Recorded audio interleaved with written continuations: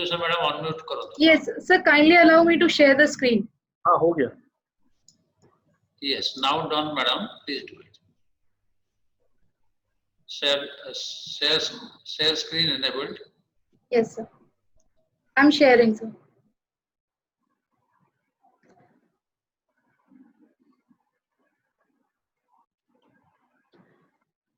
So good afternoon to everybody present here, all my seniors and my juniors.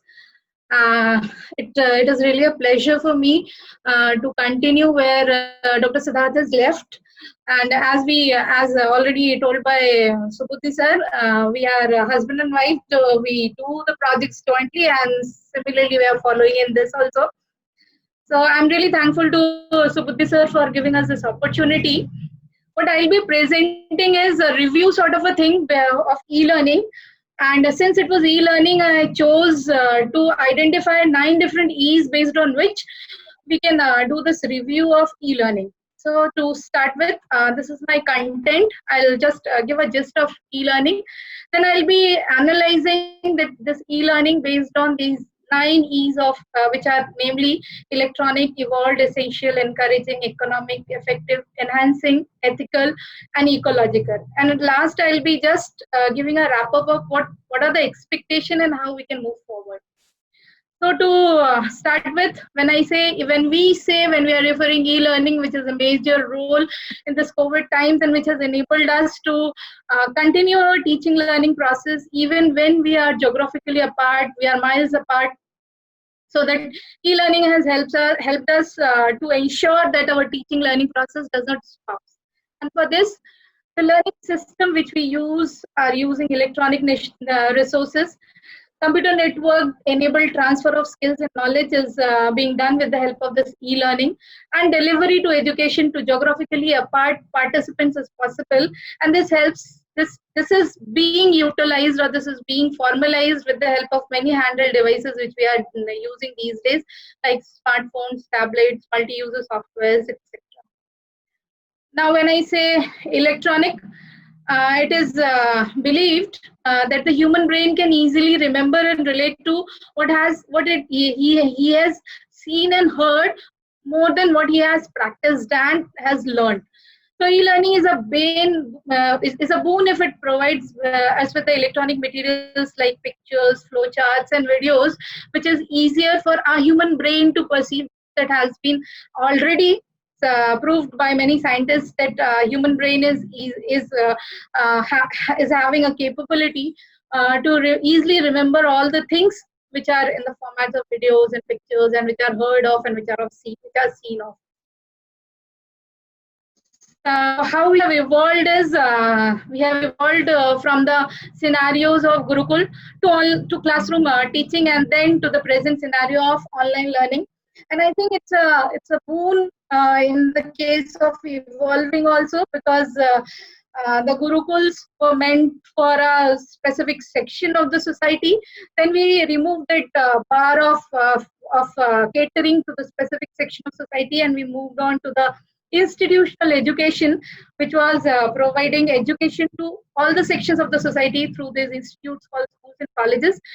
And with the outbreak of this pandemic, we are forced to that though this evolution is not what has been done greetingly by the human race, we are forced to. But still, I think that it's a boon to be evolved to continue our teaching and learning process, even if we are not at a single geographical location or at a single place or at a single institution. Even if we are at different places, we can continue on with our teaching learning process. So I think that evolution is, though it was forced upon us, but it's a nice forcing, and we have evolved. And as the Darwin theory says, it's a survival of the fittest, and I think we are moving towards being survival of the fittest in case of teaching learning processes.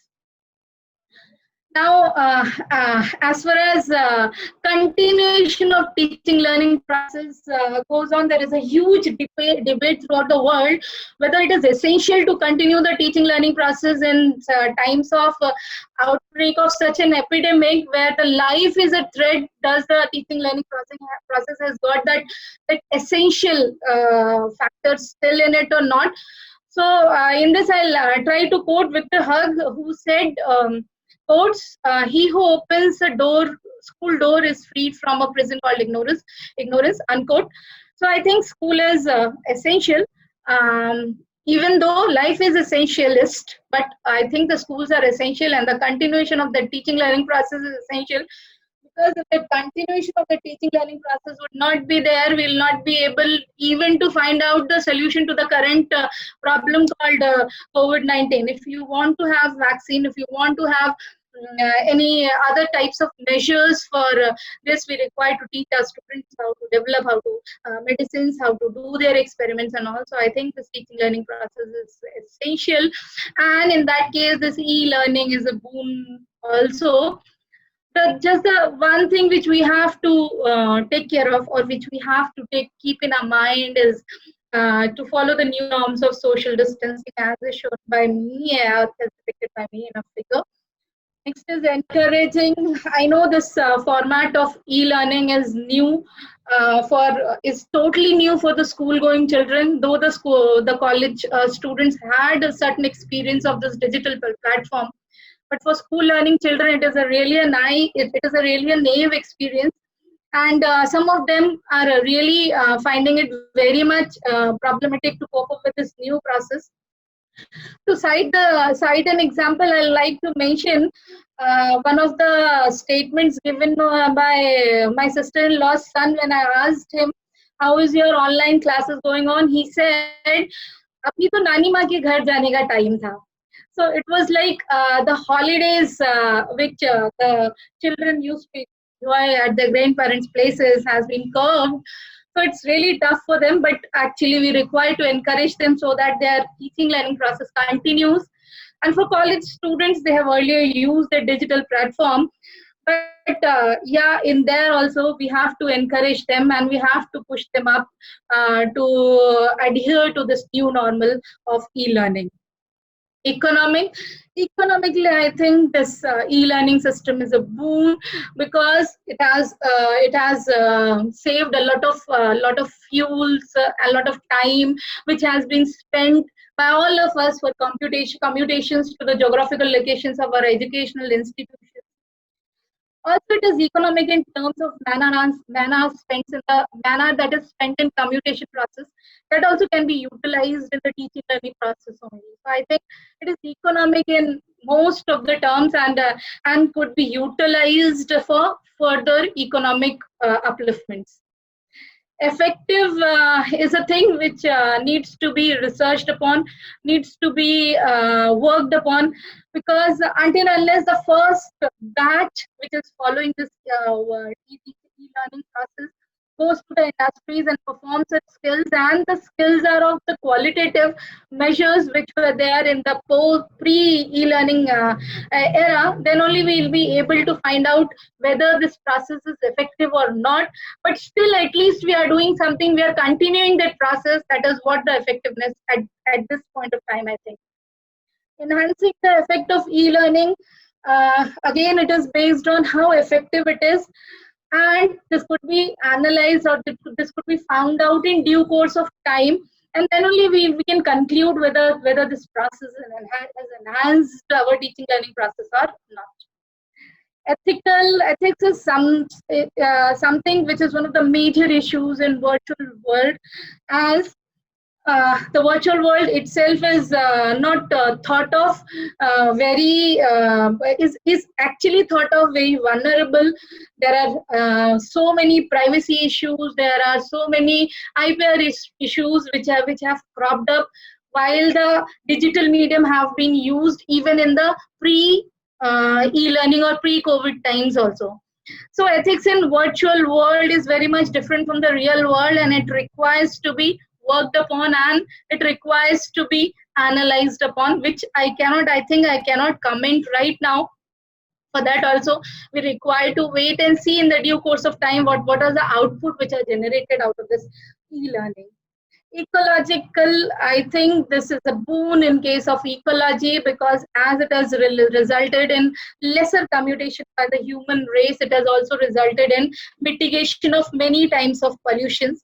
But still, as mentioned by Dr. Siddhartha, also there are many health hazards for the human race, which may also lead to ecological disturbances, as well as there are many issues related with the e-waste which must be taken care of.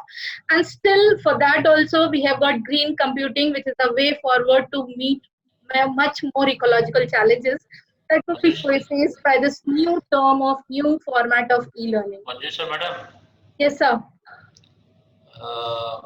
is it possible? Oh, thank you. Yes, sir.